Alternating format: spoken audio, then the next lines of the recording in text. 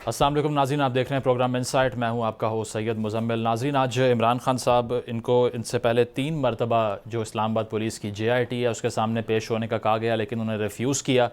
और आज वो बिलाखिर इस्लामाबाद पुलिस की जो JIT है उसके सामने पेश हुए। उन्होंने ये कहा कि मैं जानता हूँ ये JIT एक मजाक है, लेकिन इसके बावजूद यहाँ पर पेश होने के लिए मैं आ गया हूँ। और इसके अलावा एक टसल चल रही है PDM की हुकूमत और तहरीक इंसाफ के अंदर, और इल्ज़ाम ये लगाया गया है, आज असद कैसर साहब की जानिब से प्रेस कॉन्फ्रेंस भी की गई। उन्होंने ये कहा कि इमरान खान के ख़िलाफ़ जो हुकूमत है वो मज़हब का इस्तेमाल करना शुरू हो गई है और किसी न किसी तरह इनको गैर मकबूल करने की साजिश की जा रही है PDM की तरफ से। और साथ साथ ये भी कहा कि जावेद लतीफ़ साहब ने यह कहा कि खून रेज़ी फैलाना चाहते हैं माशरे के अंदर इमरान खान साहब, और इदारों से अपील की कि इनके ख़िलाफ़ एक्शन लिया जाए। एक सिटिंग गवर्नमेंट के जो नुमाइंदे हैं वो अपील कर रहे हैं कि इमरान खान साहब के ख़िलाफ़ एक्शन लिया जाए। तो इसके अलावा जो दीगर इशूज़ हैं उनकी हम बात करें तो इमरान खान साहब का जो कॉन्फिडेंस आज नज़र आया वो वही था कि मैं अगर कॉल दूंगा तो सारा आवाम का समुंदर सड़कों पे आ जाएगा और इस हुकूमत के लिए बड़ा मुश्किल हो जाएगा कि ये उसको कंट्रोल करे। तो बार बार कहा जाता है कि खान साहब के ख़िलाफ़ जो केसेस बनाए जा रहे हैं उससे शायद कंसिस्टेंसी कम हो जाए, लेकिन अब तक ऐसा नज़र नहीं आ रहा। इस हवाले से बात करने के लिए हमारे साथ तहरीक इंसाफ के रहनुमा मोहम्मद नदीम कुरैशी साहब मौजूद में। शुक्रिया नदीम साहब आपके कीमती वक्त का। और नसरुल्लाह मलिक साहब मौजूद होंगे, तजिया निगार हैं, सीनियर सहाफ़ी हैं। सर आपका भी बहुत शुक्रिया। नदीम साहब आपसे आगाज़ करेंगे। इमरान खान साहब आज JIT के सामने पेश हुए, साथ ये भी कहा कि ये मजाक है लेकिन फिर भी आ गया हूँ मैं पेश होने के लिए। तो एक आम आदमी के लिए भी ये कहना ईजी है कि ये मजाक है, चाहे वो पुलिस की JIT हो, कोई भी हो। बिस्मिल्लाह रहमान रहीम। देखिए, उन्होंने अपने जो स्टेटमेंट में कोई इदारों के हवाले से या JIT के हवाले से बात नहीं की। उन्होंने हुकूमती रवैये की बात की है कि जिस तरह से मौजूदा हुकूमत ने, PDM सरकार ने, जिसको हम इम्पोर्टेड सरकार कहते हैं, वो पाकिस्तान के करोड़ों लोग इसको समझते भी हैं और जानते भी हैं और कहते भी हैं। उन्होंने जिस तरह से 23 मई को और 23 मई के बाद बिलखुसूस पाकिस्तान तहरीक इंसाफ की मरकज़ी क़यादत के ख़िलाफ़, इमरान खान साहब के ख़िलाफ़, प्रोविंशियल लीडरशिप के ख़िलाफ़ और इवन यूनियन कौंसिल की सतहों पर भी, और मुझे जैसे मैं रुकन असम्बली हूँ पंजाब में, तो 16 अप्रैल को मुझ पर भी उन तमाम अरकान असम्बली के साथ FIRs हुई और दहशतगर्दी की FIRs हुई, और खान साहब पे तो दर्जनों FIRs। मतलब जब हुकूमत ने यह देखा कि हम किसी तौर पर भी इस शख्स का मुकाबला सियासत के मैदान में नहीं कर सकते, सही अवामी तौर पर, अवामी हमायत में लोगों की जो अटैचमेंट है इमरान खान साहब के साथ, हम उसको कम नहीं कर सकते, तो उन्होंने वही ओछे हथकंडे इस्तेमाल किए जिसकी वजह से ये अर्ली 80s और 90s में बेनज़ीर भुट्टो के बदतरीन मुखालिफ के तौर पे जाने जाते थे। आपको याद होगा उस जमाने में भी यही हाल था कि बेनज़ीर भुट्टो मरहुमा के साथ जिस तरह का सलूक इन्होंने रवा रखा उस दौर में, उसकी माजी में मिसाल नहीं मिलती। और असरे हाजिर में ये वही पार्ट 2 है। मतलब इनकी सारी इनके दावों की वो कलई खुल गई। जो ये कहा करते थे हम डेमोक्रेसी के चैंपियंस हैं जी, हम बड़े इजहार राय की आज़ादी देते हैं लोगों को, हम अपने मुखालिफ की बात बर्दाश्त करते हैं, ये सब कुछ जो हो रहा है इसके पीछे सिर्फ एक ही चीज़ है, मतलब तौहीन मस्जिद नबवी, खुदा न खास्ता मैं ये लफ्ज़ जो ये इस्तेमाल करते थे, वहाँ से लेके तौहीन अदालत, तौहीन इलेक्शन कमीशन और तौहीन सब कुछ इन्होंने वो हरबा इस्तेमाल किया। अच्छा, जो इनके पास ये बेस्ट पॉसिबिलिटी चीजें नहीं सर, वो खुद नोटिस तो कोर्ट ने लिया ना, इसमें इनका कहाँ से? मैं अर्ज कर रहा हूँ, कोर्ट का खुद नोटिस लेना उसका हम एहतराम भी करते हैं, और खान साहब ने तमाम कोर्ट्स के सामने अपने आप को पेश करके, मैंने अर्ज किया ना, मुकदमात जो हुए लातादाद, जिसमें मुख्तलिफ दफात लगाई गई, दहशतगर्दी की दफात लगाई गई, हालांकि पोलिटिकल एक्टिविटी थी। सही 23 मार्च को जो इन्होंने पंजाब गवर्नमेंट ने, उस वक्त की पंजाब गवर्नमेंट ने और फेडरल गवर्नमेंट ने जो कुछ किया, हमारे 25 मई के धरने को, लॉन्ग मार्च को रोकने के लिए किया। सही। और उस दौरान फिर जो कुछ हुआ उसकी कभी नजीर नहीं मिलती। ठीक और है। फिर बाद में डॉक्टर शहबाज गिल के साथ और बहुत सारे और जर्नलिस्ट के साथ जो कुछ किया गया, क्या हम माजी करीब में सोच सकते हैं कैसा हुआ होगा? ठीक है सर, पॉइंट आ गया आपका। नसरुल्लाह साहब, आपसे जानना चाहेंगे, ये जो कहा जा रहा है, नदीम साहब भी इसका जिक्र कर रहे हैं, खान साहब ने भी आज पेशी के दौरान ये फरमाया कि हमारी पार्टी को कुचलने की कोशिश की जा रही है। आपको ये चीज़ महसूस हुई कि तहरीक इंसाफ के ख़िलाफ़ सिस्टम जो है वो डिस्क्रिमिनेशन कर रहा है? देखिए, इस बात से तो मेरे ख्याल में इत्तेफाक किया जाना चाहिए कि कुछ ऐसी हर्डल्स हैं जो इमरान खान साहब के रास्ते में खड़ी की जा रही हैं, और ये कोई नई हर्डल्स नहीं है। मेरे ख्याल में खान साहब इन हर्डल्स का खुद इस्तेमाल कर चुके हैं। अगर आज खान साहब को किसी परेशानी का सामना है तो खान साहब खुद इस खेल के एक खिलाड़ी रहे हैं। सही। आपको याद होगा जिस तरीके से जो है वो मरियम नवाज की तकारीर रोक दी जाती थी, जिस तरीके से नवाज शरीफ की स्पीचेस पे पाबंदी लगी, जिस तरीके से एक पूरा मीडिया ट्रायल हुआ 2 पार्टियों का जिसमें पीपल्स पार्टी और मुस्लिम लीग नवाज शामिल थी, उस जिस तरीके से इमरान खान साहब इन दोनों पार्टियों के हवाले से मेरे ख्याल में पूरे तरीके से इस्तेमाल हुए। आज खान साहब को भी उन्हीं मुश्किलात का सामना है।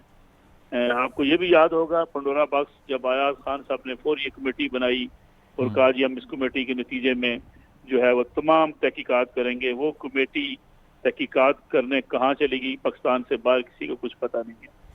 यानी महज बयानबाजी के बाद इमरान खान साहब ने सारे मामले को जो है वो ठप कर दिया।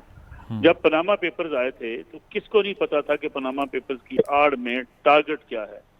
मैं कतन ये बात नहीं कहता कि मुल्क में एहतसाब नहीं होना चाहिए, लेकिन एहतसाब अगर उसके मकासद हों कि किसी सियासी जमात को निकालना है इक़्तिदार से, किसी सियासी जमात को जो है वो ख़त्म करना है, कट टू साइज करना है, क्या ऐसा नहीं हुआ कि उस पनामा पेपर्स में आने वाले जितने नाम थे उसमें से स्वाय शरीफ फैमिली के और किसी का एहतसाब नहीं हुआ जी। तो खान साहब ये कहा करते थे जब वो सुप्रीम कोर्ट गए, सिराजुल हक साहब भी उसमें पटिशनर थे, शेख रशीद साहब भी पटिशनर थे कि जी हम सब का एहतसाब चाहते हैं, लेकिन अपनी हुकूमत में आने के बावजूद खान साहब ने पनामा पेपर्स में आने वाले किसी और फर्द का एहतसाब नहीं किया। मलिक साहब, लेकिन आपने जिस तरह से कहा कि इस सिस्टम का फ़ायदा उठाया है, इमरान खान साहब ने भी इन्हीं चीज़ों को यूज़ किया जो उनके खिलाफ इस्तेमाल हो रही हैं, तो क्या वो डिज़र्व करते हैं अब कि उनके खिलाफ एक न्यूट्रलिटी से सिस्टम बिहेव करे, या फिर अगर उन्होंने सियासी कायदीन को सलाखों के पीछे डाला है अपने 3.5 साल में, तो क्या वो फेयर ट्रीटमेंट डिज़र्व करते हैं अब?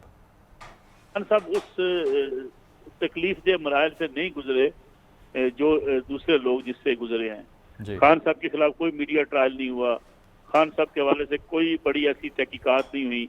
आप मुझे बताइए कि आपने उस वक्त के जो दौर में मतलब शायद खान अब्बासी को इसलिए बंद कर दिया कि जी LNG का उन्होंने कॉन्ट्रैक्ट किया था, जो कॉन्ट्रैक्ट आपने कैंसिल भी किया, और जिस कीमत पे शायद खान अब्बासी ने कॉन्ट्रैक्ट किया था उस कॉन्ट्रैक्ट पे उस कीमत पर आपको LNG ही ना मिल सकी। यानी गोया आपने वहाँ बदयांती का मुजाहरा किया और एक शख्स को अंदर करने के लिए आपने अपने वसाइल को, इख्तियारात को इस्तेमाल किया। फिर खान साहब खुलम खुला जिस तरीके से कहते रहे कि मैं तमाम लोगों को अंदर कर दूंगा। खान साहब बतौर प्राइम मिनिस्टर किसी को अंदर करने का इस्तेकाक नहीं रखते थे, इदारों का काम अपना काम करना। तो मेरे ख्याल में खान साहब पे अभी वो मुश्किल मरला नहीं आया। अच्छा। खान साहब पंजाब के अंदर जिस किस्म की जो है वो करप्शन के इल्जामात लगे, कोई ऐसे केसेस खान साहब के हवाले से नहीं बने जिस पे खान साहब को मुश्किलात का सामना करना पड़ता। खान साहब ना मीडिया ट्रायल से गुजरे। अब पाकिस्तान तहरीक इंसाफ से कोई हमारा दोस्त पूछे कि इस हद तक मीडिया ट्रायल किया गया अपने मुखालफिन का कि मियां नवाज शरीफ के हवाले से एक नैब में तहकीकात शुरू हुई कि उन्होंने 5000 बिलियन रुपीज पाकिस्तान से अपने पाकिस्तान के एक मुखालिफ हमसाया मुल्क हिंदुस्तान को ट्रांसफर किए हैं। वो एक कॉलम भी छपवाया गया अखबार में, फिर उस पर नैब ने नोटिस भी ले लिया, फिर तहकीकात हुई, फिर पूरा मीडिया ट्रायल हुआ। और जिस तरीके से शहजाद अकबर सब मीडिया ट्रायल करते रहे जी, उसकी किसी बात का सबूत आज भी पाकिस्तान तहरीक 35 पंक्चर भी याद होंगे सर आपको। देखिए 35 पंक्चर के हवाले से भी आज तक इबाम है कि जी हम मुतालबा कर रहे थे हुकूमत से कि जी कि वो हल्के खोले। यानी मैं समझता हूँ इससे ज्यादा किसी पाकिस्तानियों के साथ जुल्म क्या हो सकता है। इलेक्शन की जो प्रोसेस होता है उसको खोलने की जिम्मेदारी इलेक्शन कमीशन की होती है, उसके लिए अदालतें मौजूद हैं, अदालतों में चैलेंज किया गया। वजीर आजम के पास ये इख्तियार नहीं होता कि जाके हल्के खोल दे, लेकिन टारगेट चूंकि उस वक्त को किया गया था और फिर कुछ लोगों ने स्टे लिया, इसमें कोई शक नहीं कि कुछ लोगों ने उनकी जो डिमांड्स थी कि हमारे हल्कों में दोबारा गिनती हो या दोबारा वेरिफिकेशन हो, उस पर कुछ लोगों ने स्टे ऑर्डर ले लिए। लेकिन क्या कासम खान सूरी ने स्टे ऑर्डर नहीं लिया जहाँ उनके 45,042 वोट जो आइडेंटिफाई नहीं हो सके थे, जिनकी वेरिफिकेशन नहीं हो सकी थी, वो स्टे ऑर्डर पे चलते रहे। तो ये खान साहब ने इसको सियासत को मेरे ख्याल में महज इल्जाम तराशी की तरफ ज्यादा फोकस किया, जिसकी वजह से आज खान साहब को मुश्किलात का सामना है। सियासतदानों को आज भी ये बात समझ आनी चाहिए कि वो अगर एक दूसरे के खिलाफ इस्तेमाल होते रहेंगे, मुल्क में जमहूरियत कमजोर होगी, मुल्क में सियासी जमातें कमजोर होंगी और मुल्क में जो आपका पार्लिमानी निज़ाम है वो कमजोर हो जाएगा। ठीक है नदीम साहब, आपने गुफ्तगू मुलाहिजा की, इसको रिस्पॉन्ड कर दीजिए कि सिस्टम जो जिस तरह से आपका गिला ये है कि सिस्टम आपके खिलाफ अब काम कर रहा है, आपके 3.5 साल में भी यही कुछ हो रहा था, अपोजिशन सलाखों के पीछे थी, केस पे केस बन रहे थे, तो अब आप भी ये डिजर्व करते हैं, ये आर्गूमेंट है? शाह साहब कतन ऐसा नहीं था तो ऐसी चीज़ों को जो बिल्कुल डिफरेंट है मिक्स करना, कंफ्यूज करना, ये वक्ती तौर पे तो हम अपनी राय का इजहार कर सकते हैं, लेकिन जब मौरख लिखेगा वो दोनों चीज़ों को बिल्कुल डिफरेंट लिखेगा। पाकिस्तान तहरीक इंसाफ के दौर में शायद कोई 2 या 4 केसेस ऐसे हों जो कई इदारों ने शुरू किए उस वक्त के अपोजिशन के साथ। 98% केसेस पीपल्स पार्टी और PMLN या दीगर लोगों के खिलाफ इनके अपने अदवार में शुरू किए गए। मिस्टर 10% का लकब जो एक शख्स को दिया गया वो पाकिस्तान तहरीक इंसाफ ने दिया था। सिसिलियन माफिया अंडरवर्ल्ड का डॉन पाकिस्तान तहरीक इंसाफ ने किसी को कहा था। राजा डेंटल के नाम से एक शख्स को पुकारा जाता था, वो पाकिस्तान तहरीक इंसाफ का दिया हुआ नाम था। मौलाना डीजल किसने नाम मुतारिफ करवाया था। ये तमाम इस्तिलाहात क्यों इस्तेमाल होती रही, ये माजी में सब एक दूसरे के खिलाफ नबर्द आजमा थे।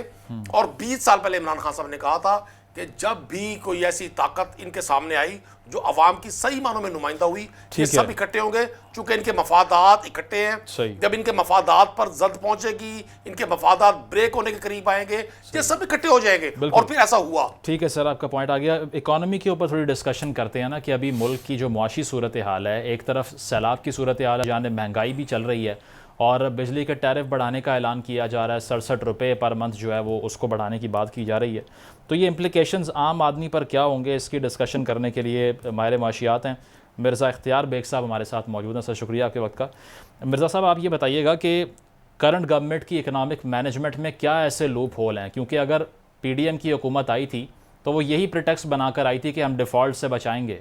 आपको लगता है कि वो अवॉइड पाकिस्तान अब कर चुका है और ये जो बिजली की या फिर गैस की या पेट्रोल की प्राइसेस बढ़ रही हैं, इससे कौन बचाएगा आवाम को सर?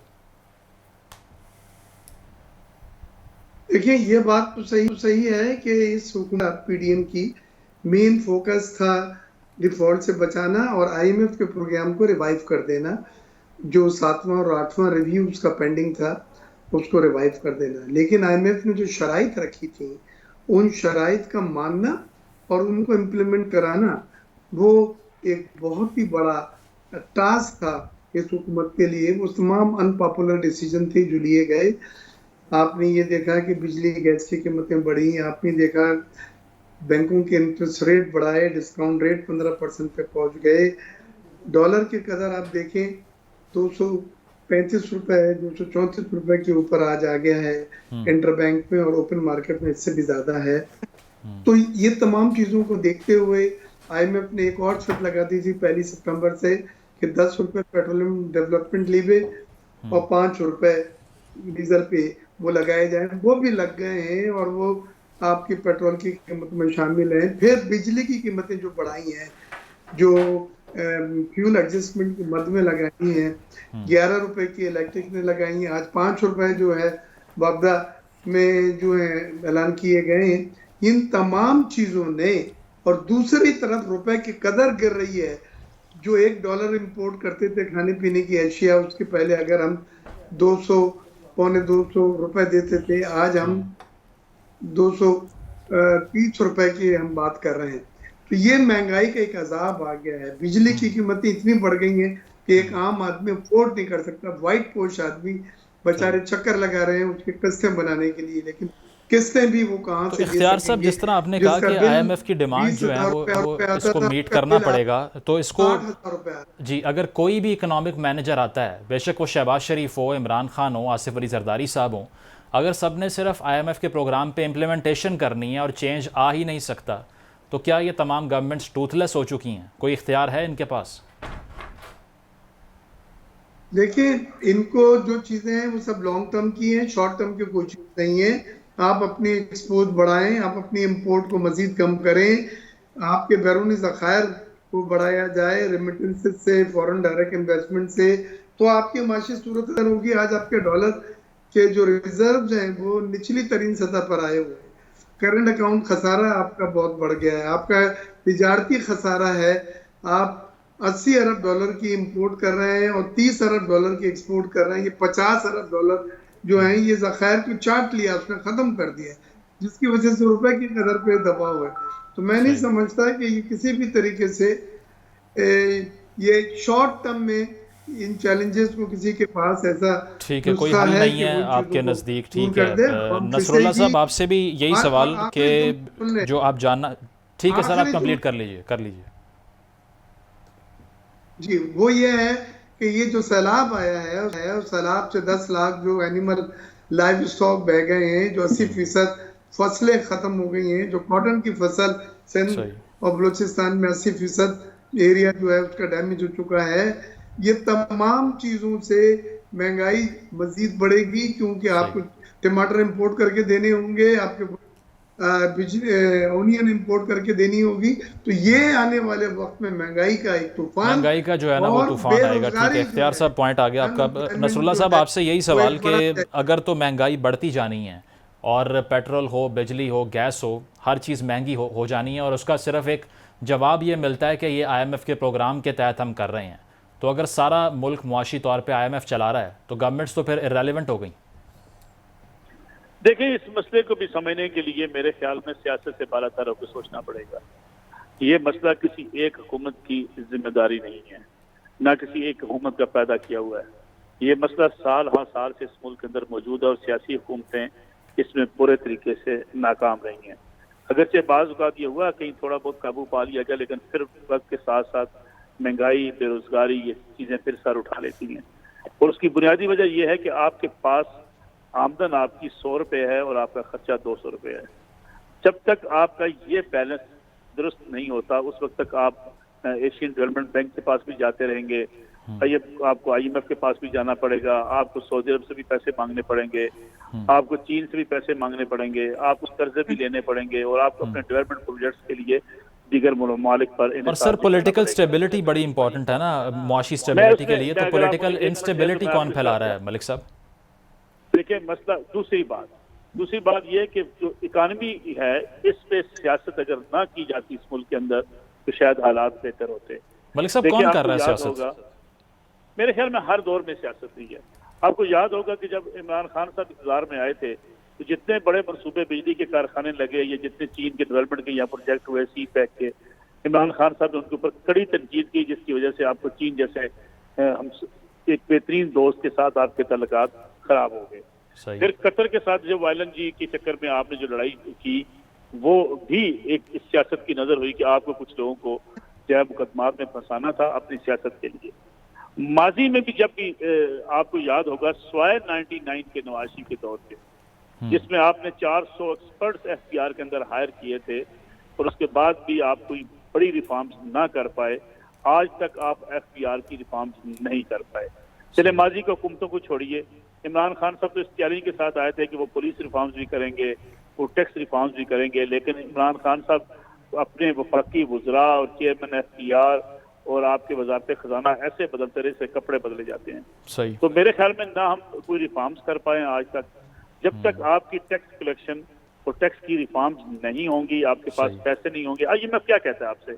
IMF कहता है कि भाई साहब आपके पास पैसे हैं 100 रुपये, आप अपना 100 रुपये खर्चा करें और अपनी आमदन को 100 रुपये कर लें। यानी अगर आप 100 रुपये अपनी आमदन नहीं करते और अपनी आमदन 30 रुपये रखते हैं तो आप जो है वो बैंकों के पैसे नहीं दे पाएंगे और आप कर्ज अपने नहीं उतार सकेंगे। इसलिए वो आपसे कहते हैं सब्सिडी बंद कर दें, इसलिए वो कहते हैं आप बिजली अगर आप 12 रुपये यूनिट बना रहे हैं तो आप 12 रुपये यूनिट ही दें। इस मुल्क के अंदर बदकिस्मती से अभी हमारे दोस्त PTI से बैठे हैं, मेरे लिए इनका बड़ा काबिल एहतराम है कुर्सी साहब का, ये बात नहीं मानेंगे। सबसे ज्यादा बिजली चोरी कहाँ होती है? आपके खैबर पख्तूनख्वा के उन एरियाज के अंदर या आपके बलूचिस्तान के एरियाज के अंदर।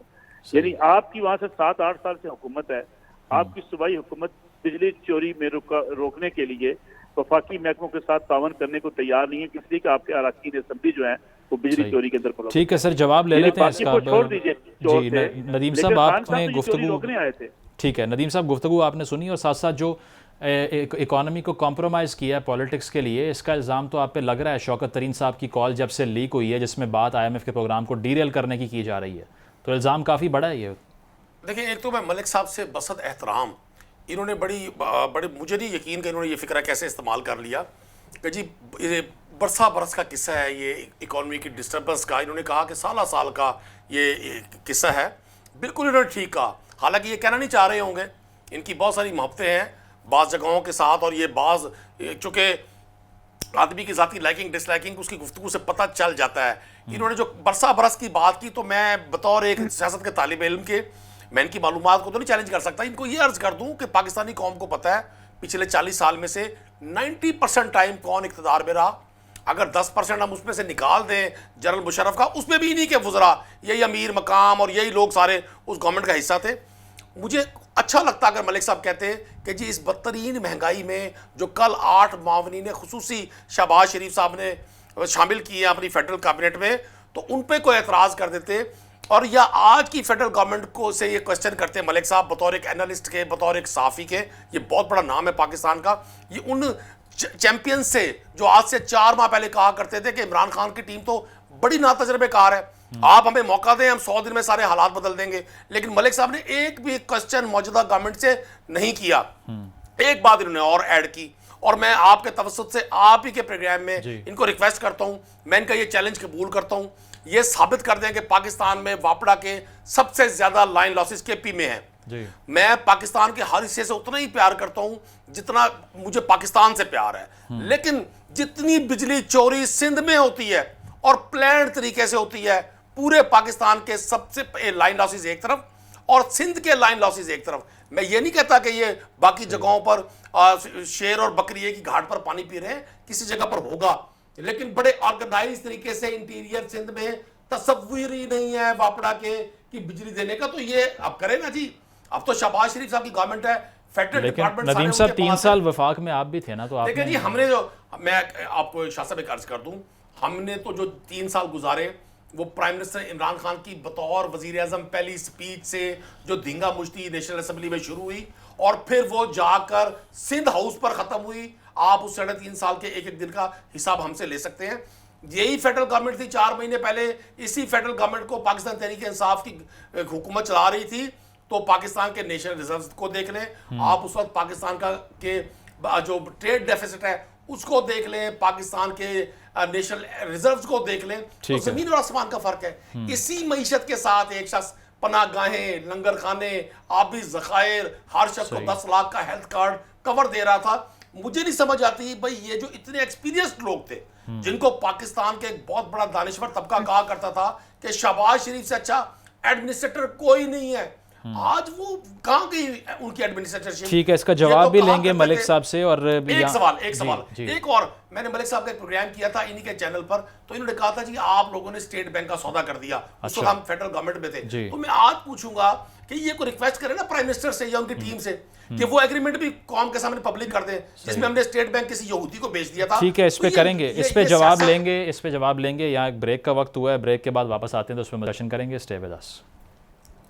वेलकम बैक नाज़रीन। पॉलिटिकल इंस्टेबिलिटी मुल्क के अंदर जो है उसका नुकसान जो है वो हमेशा की तरह आवाम को हो रहा है कि एक तरफ सैलाब की सूरत हाल है, और जिस तरह पहले गुफ्तगू हुई प्रोग्राम के अंदर कि महंगाई बढ़ती जा रही है और अब बिजली के टैरिफ में इजाफा हो रहा है। मिर्ज़ा इख्तियार बेग साहब हमारे साथ मौजूद हैं। इख्तियार साहब, आपसे ये जानना चाहेंगे कि ये जो इंस्टेबिलिटी है पॉलिटिक्स की, इसके बाद नैरेटिव कुछ ऐसे सामने आते हैं कि जो सारा डैमेज हुआ है ये सब 3 माह के अंदर हुआ है रिसेंटली, उससे पहले सब ठीक चल रहा था। आपका एनालिसिस क्या है कि इकॉनमी को जो लास्ट गवर्नमेंट थी उसका जो IMF प्रोग्राम है, क्या वो ऑब्जेक्टिव था? क्या आपके नज़दीक वो एक ऐसा अग्रीमेंट था जिसको ऑनर कर सकते हम, या बहुत हार्श था वो? जी हाँ, तो रुपए की कदर गिरनी शुरू हुई, लेकिन वक्त के साथ साथ ये बढ़ता गया, और इस हुकूमत से उम्मीदें ये लगाई जा रही थी कि वो ख़त्म हो जाएगी ये जो तमाम प्रॉब्लम्स है लोगों की, लेकिन वो खाम ख्याली थी, क्योंकि IMF ने जो शराइत रखी थी वो लगाने के बाद तो चीज़ें और ख़राब हो गई, चीज़ें और महंगी हो गई, हालत और बदतर हो गई, अफरात-ए-ज़र बढ़ गया, महंगाई बढ़ गई, आपका 20% जो है इन्फ्लेशन हो गया। तो ये बात बिल्कुल गलत है कि जी इन 3 महीने में चीज़ें ख़राब हुई। पिछली हुकूमत से चीज़ें जो मुंतकिल हुई हैं, जो चली आ रही थी, वो भी सब बुरी तरीन उनकी जो सूरत हाल थी। हाँ, इस हुकूमत में उसमें इजाफा हुआ है, एग्रीवेट किया गया। पॉलिटिकल स्टेबिलिटी की जो बात है, बिल्कुल ये बड़े अफसोसनाक बात है कि जब आजकल सैलाब है तो भी चीज़ें सुनने में आती हैं कि कोई हुकूमत फॉरेन एड को डिस्करेज कर रही है, उनको देने की नहीं बात कर रही क्योंकि या उनकी हुकूमत नहीं है। ये तमाम बातें बहुत तकलीफ देह है। पाकिस्तान और मुल्क और इदारे पहले नंबर पर हैं, जो पहले आते हैं। ये मुल्क है तो हमें और आप है। मैं समझता हूँ इस वक्त हमें कौमी यकजहती की बहुत सख्त जरूरत है। अदम बर्दाश्त इतना बढ़ गया है कि हम एक दूसरे को तनकीद बराए तनकीद की उस हद तक पे जा रहे हैं कि एक आम आदमी उस बिल्कुल कंफ्यूज है कि हमारे जो लीडर हैं वो मुल्क को कहाँ लेके जा रहे हैं। अभी मैं अमेरिका से आया हूँ तो वहां पे भी फंड रेजिंग के लिए हमने बात की, तो वहां पे भी यही बात हो रही है कि जी ये पैसे कैसे खर्च होंगे, कहा जा रहा है ये सही जगह नहीं खर्च होंगे। तो ये सब चीजें मैं समझता हूँ आप अपने चैनल से इस तासुर को खत्म करें, कौमी यकजहती लेके हम तमाम सियासी जमातें। नहीं इख्तियार साहब, हमारी कोशिश तो होती है, लेकिन जो पॉलिटिकल लीडरशिप है अगर वो एक डिवाइडेड है, जिस तरह के आपको मालूम है कि मिफ्ता इस्माइल साहब फरमाते हैं कि हमने बचा लिया डिफ़ॉल्ट से, इमरान खान साहब अगले सुबह आते हैं और वो ये कहते हैं कि श्रीलंका बनने लगा है, तो आवाम को लीडरशिप भी मुख्तलिफ नैरेटिव पहुँचा रही है ना, दोनों में से क्लैरिटी सामने नहीं आ रही कौन सी?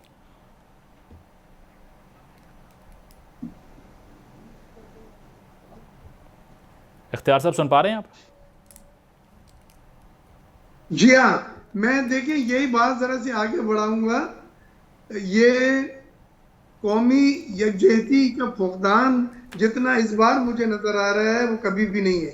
हमारी IMF से एग्रीमेंट हो चुका है, हमारी IMF के किस्त रिलीज हो चुकी है, हमारे दूसरे डोनर्स एजेंसीज हमको फंड देने को तैयार है, लेकिन हमारे हुकूमती डॉलर बॉन्ड जो 100 सेंट्स के थे वो 50 सेंट्स की कीमत पे आ गए 2036 के, बल्कि 45 सेंट्स पे आ गए। ठीक है सर, पॉइंट आ गया इस पे आपका। मार्केट में कॉन्फिडेंस इसलिए नहीं है कि हमारी आपस में जो पॉलिटिकल राइवरीज हैं, जो पॉलिटिकल स्टेबिलिटी मुल्क में नहीं है, सियासी अदम इस्तेहकाम जो है वो मैशत को भी और आवाम की कॉज को नुकसान पहुंचा रहा है। ठीक है रसूलुल्लाह साहब, आपसे जानना चाहेंगे, एक तो ब्रेक से पहले एक चैलेंज हो गया आपको कि आपने जो बात की KP से बिजली चोरी होती है सबसे ज़्यादा, वो गलत है। दूसरी चीज़ ये कि अब जो पंजाब हुकूमत के ख़िलाफ़ एलिजिडली साजिश की जा रही है, खान साहब कह रहे हैं और लोग कह रहे हैं, वाकई हो रही है? आपकी इतला क्या है इस पर?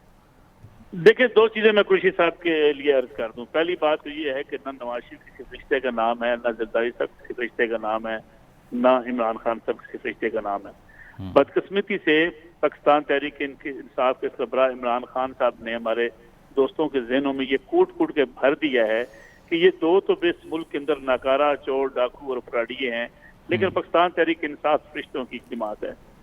मसला ये है कि जो अभी बात कर रहे थे कि जी माजी की गलतियां हम उनकी निशानदेही नहीं करते, बिल्कुल निशानदेही करते हैं। ये सियासत में होता रहा है, एक दूसरे को चोर डाकू भी कहते रहे, एक दूसरे को बुरा भला भी कहते रहे। मिस्टर 10% भी नाम किसने दिया था ये आप खुशी साहब मुझसे ज्यादा बेहतर जानते हैं। गुजारिश ये है कि ये सारा कुछ इस हद तक क्या हुआ कि जिस हद तक पाकिस्तान तहरीक इंसाफ इसको लेके गई है, यानी आप बातचीत नहीं करना चाहते, आप पार्लियामेंट में नहीं बैठना चाहते, आप इलेक्शन में जीते आप पार्लियामेंट में नहीं आते।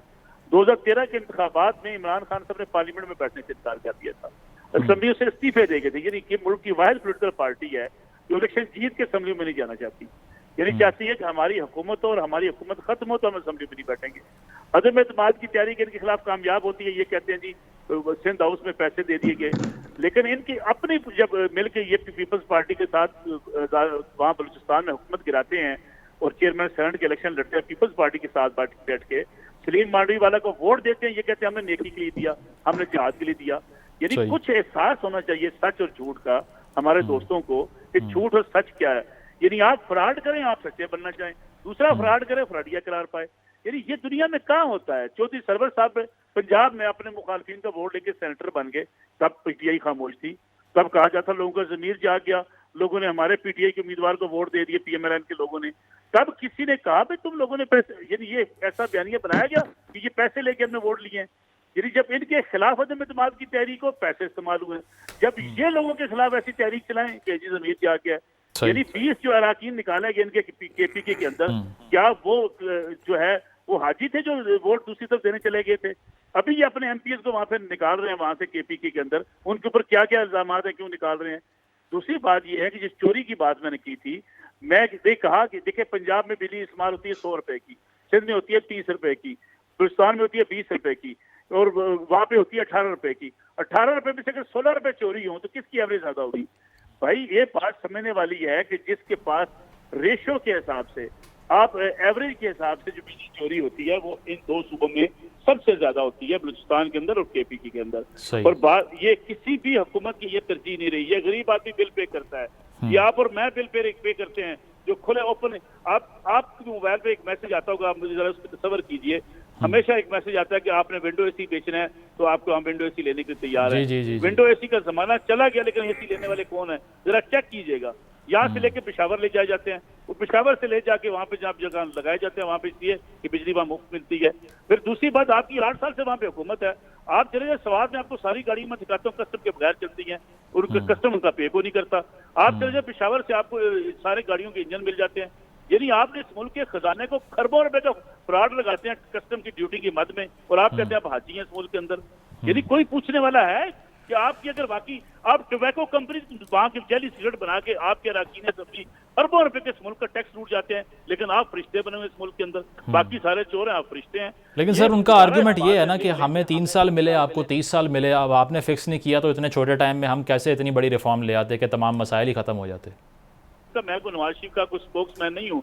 मसला ये है कि नवाज शरीफ 90 में आए, आपने 93 में निकाल दिया, 92 में लड़ाई शुरू हो गई थी। नवाज शरीफ 97 में आए, 97 के एंड पे लड़ाई शुरू होगी, आपने 99 में पकड़ के निकाल दिया, इसलिए कि 1.5 साल आपने हुकूमत, वो जो 1.5 साल नवाज शरीफ निकाले जिस तरीके से निकाले, कुरैशी साहब को सारी तारीख का पता है। टोटल वैसे तकरीबन 9 साल रूल किया उन्होंने। मेरी गुजारिश सुन लेना, जिस तरीके से हुकूमतें चलती रही, 2013 में आए, इमरान खान साहब धरना लेके चले गए किसी के कहने पे, इमरान खान साहब पार्लियामेंट से बाहर चले गए, इमरान खान साहब ने चीनी सदर को नहीं आने दिया, इमरान खान साहब ने 134 दिन धरना दिया रखा, आपने मुल्क की सारी इकानमी का बेड़ा गर्क कर दिया, आपने बिल जला दिए, आपने हुंडी के कारोबार को कहा तरजीह दी, आपने सिविल नाफरमानी की तहरीक चलाई। आज भी इस मुल्क के अंदर सियासतदान मिल के बैठ जाएं, हमारे और आपके मसाइल हल हो सकते हैं। लोगों को पता है हुकूमत टूट जाएगी, लोगों को पता है सितंबर में एहतिजाज होगा, आपकी तकरीर आती है हम इस्लामाबाद पे कब्जा कर लेंगे, बजौर ताकत हुकूमत छीन लेंगे। ऐसे मुल्क चलते हैं कभी? यानी आप मुझे बताएं, बतौर इन्वेस्टर कुरैशी साहब से पूछें या बेग साहब हमारे साथ मौजूद है, 10 रुपए लगाने को किसी को दिल नहीं कर रहा, इसलिए कि मुल्क के अंदर एक पैनिक है, एक लड़ाई है, सियासी जमातें सड़कों पर आके फैसले करना चाहती हैं। भाई पार्लियामेंट में जाए, लोगों ने आपको वोट दिए हैं, पार्लियामेंट में जाकर अदम एतमाद की तहरीक लाएं, शहबाज शरीफ साहब को वहां से निकाल बाहर करें, दोबारा आप हुकूमत में आ जाएं। यानी आपको हुकूमत से निकाला गया, आप अमरीकी बयानियां झूठा लेके आ गए, आपको हुकूमत से निकाला गया, आप मजहबी बयानियां लेके आ गए, आपको हुकूमत से निकाला गया, आप सिंध हाउस से लेक्चर देने आ गए। भाई मैं आपको पूरी किस्तें गिनवा दूं किन किन से वोट आपने खरीदे हैं, अभी पंजाब के अंदर किस किस से वोट खरीदे गए हैं मैं इनको बता दूं। यानी खुदा के लिए कुछ ये हमने कल क़यामत के रोज भी जाके जवाब देना है, सच्चे झूठे का फर्क मिक्स ना करें। ठीक है नदीम साहब, गुफ्तगू आपने मुलाहिजा की, इसको रिस्पॉन्ड कर दीजिए कि कहना उनका यही है कि आप किसी स्टेक होल्डर के साथ बैठने को तैयार ही नहीं हैं, आप असम्बलियों से इस्तीफ़े दे के बाहर निकल आए हैं, फैसले आप सड़कों के ऊपर करना चाहते हैं, जबकि हैं आप लेजिस्लेटर्स और आप भी एक लेजिस्लेटर हैं। देखिए मलिक साहब को मैं फिर गुजारिश ये करूंगा, अभी उन्होंने फरमाया कि जी मैं नवाज शरीफ का स्पोक्समैन नहीं हूं, बिल्कुल नहीं है, लेकिन अगर कोई नौजवान इनकी गुफ्तगू सुनेगा वो हैरान होगा। वो इन्होंने कहा जी नवाज शरीफ को 3 बार निकाला गया, अब ये खुद कहते हैं मैं स्पोक्समैन नहीं हूं, लेकिन इनके जो आर्गुमेंट है वो बता रहे हैं कि इनको प्यार कितना है, होना चाहिए प्यार, हो सकता है कि हम किसी को किसी के हुब से प्यार से नहीं रोक सकते। इनसे ये मैं अर्ज करूंगा कि 3 बार अगर नवाज शरीफ साहब निकले तो चलेंगे, निकालने वालों का बहुत ज्यादा कसूर होगा, कुछ मियाँ साहब को भी अपनी अदाओं पर गौर करना चाहिए था। अब जो मियाँ साहब ने फरमाया इनकलाबी बनते बनते कि जी मैं अब इनकलाबी हो गया हूं, नजरियाती हो गया हूं, यह भी हिस्ट्री बताएगी कि सियासतदानों को एक टेबल पर ना बैठने देने वाला मौजूदा दौर का सबसे बड़ा करैक्टर मियां नवाज शरीफ साहब थे। उन्होंने अपने पूरे दौर में उन्होंने ना मोहम्मद खान जुनीजो को बर्दाश्त किया, ना मीर जफरुल्लाह खान जमाली को बर्दाश्त किया, ना शौकत अजीज को बर्दाश्त किया, ना बेनज़ीर नज़ीर और यूसुफ रजा को बर्दाश्त किया।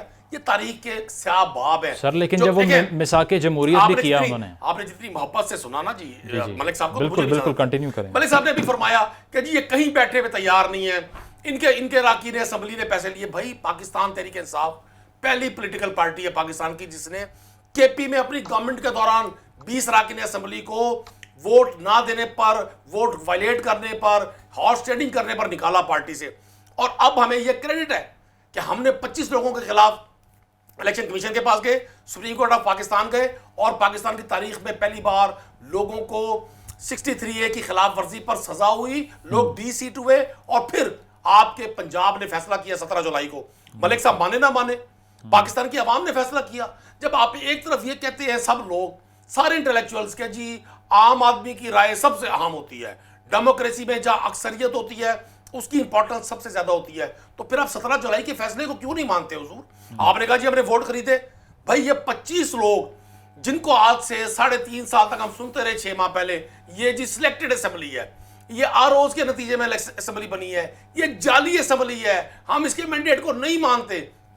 उसमें से जब मखसूस लोग आपके साथ मिल गए पीडीएम के साथ, तो आपने हुकूमत बना ली। अब ये फरमा रहे थे मिर्जा इख्तियार साहब, मैं बड़ा एहतराम करता हूँ, उनका एनालिसिस बिल्कुल ठीक है। मैं तो मईशत का वो नहीं हूँ तालिब इल्म, लेकिन आम पाकिस्तानी की हैसियत से जो मेरी इंफॉर्मेशन है, 8 मार्च को नो कॉन्फिडेंस मूव होती है पाकिस्तान तहरीक इंसाफ की उस गवर्नमेंट के खिलाफ, जिसको 2018 में लोगों ने मुंतखब किया। 178 रुपए डॉलर का रेट था उस वक्त। आप उस वक्त के पाकिस्तान के नेशनल रिजर्व देखें, फिर दोहरा देता हूं, आप उस वक्त का ट्रेड डिफरेंस देखें, आप एक्सपोर्ट और इंपोर्ट देखें, उस वक्त के हालात देखें और आज के हालात देखें। भी 4 महीने में अगर आप 243 का डॉलर कर देते हैं, आप 118 पेट्रोल पे, शहबाज शरीफ साहब का मैं अगले रोज सुन रहा था, चूंकि अब सोशल मीडिया इतना वाइबल है कि हमें चीजों को रिकॉल करवाता है, हमें याद दिलाता है हमने क्या कहा था। शहबाज शरीफ साहब कहते हैं कि ये कौम के साथ जुर्म हो रहा है, जुर्म। ठीक है सर, आपका पॉइंट आ गया, काफ़ी टाइम आपने लिया। इख्तियार साहब, फाइनल कमेंट आपसे चाहेंगे। जिस तरह से सियासी अदम इस्तेहकाम और मुआशी अदम इस्तेहकाम की बात हुई, वे फॉरवर्ड क्या है? क्या आप बता सकते हैं कि आगे कोई स्टेबिलिटी दिखाई दे रही है आपको सिस्टम में? IMF का प्रोग्राम अगर कंप्लीट होता है, या आपको लगता है कि ये सूरत हाल कंटिन्यू करेगी, इन्फ्लेशन बढ़ती जाएगी और सैलाब से जो प्रेशर आया वो आवाम के ऊपर गिरेगा आके? जी, ये सब चैलेंजेस अपनी जगह बिल्कुल सही है, उसमें मैं नहीं समझता किसी को डाउट करना चाहिए। अब जो चीज़ मुमकिन है और जो हमें करना चाहिए वो ये है, और हम बिजनेस कम्युनिटी ने federation of Pakistan chamber of commerce से और इस्लामाबाद चैम्बर ऑफ कॉमर्स ने वज़ीर आज़म और हुकूमत को और अपोजिशन को ये लिखा है कि आप मिसाके जो इकॉनमी है उसके लिए आप बिजनेस कम्युनिटी के साथ बैठें। खुदारा हम एक रोड मैप दें। रोज रोज तेल की, बिजली की, गैस की कीमतें बदल रही हैं, डॉलर बदल रहा है, हम इंपोर्ट करते हैं तो हमें पता नहीं होता कितने में चीज आएगी, कोई पोजीशन, कोई हम माल बेच नहीं सकते, कोई पोजीशन नहीं ले सकते। इस तरह से कंफ्यूजन में बिजनेसेस नहीं होते। इसमें ना सरमायाकार जेब में हाथ डालेगा, ना एक्सपोर्टर, ना इंपोर्टर, ना ट्रेडर्स, ना बिजनेसमैन, और उससे यही होगी कि इकॉनमी जो है आपकी सफर करेगी। लिहाजा हमने उन्हें लिखा है कि आप यहाँ आके तमाम सियासी जमातों के साथ बैठ के चार्टर ऑफ इकोनॉमी पे बात करें।